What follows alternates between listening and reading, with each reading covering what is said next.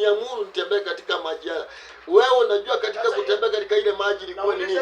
Alikuwa anaomba nafsi ya ibada. Hiyo ni kuhubiri ama alikuwa anauliza swali? Alikuwa anaomba kama vile Elisha alivyomuuliza Elia.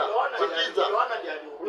Bwana mimi nakwambia bwana. Yohana anaanza na hivi. Petro alikuwa anataka kujifanya Mungu.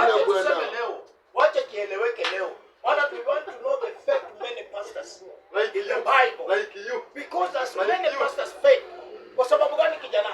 Mtu ametumwa, wewe shule imekutuma. Peleka barua mahali fulani. Unaitwa nani? Stanley. Office messenger.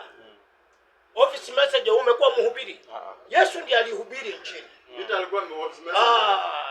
Yohana ndiye alihubiri injili wakati anasema tengenezeni njia ya Bwana, nyosheni mapito yake. Hao ndio walihubiri injili. Paulo anakuja kuhubiri kwa sababu baada ya kufumbuliwa macho anatumwa, anapelekwa apeleke ujumbe. Yesu anateua watu, anawaambia mwende katika kila kijiji. Hiyo ndio kuhubiri, kutangaza injili. My friend, my dear brother, usifanye roho ashuke. So mimi napenda kitu kimoja, Peter is not a preacher of God.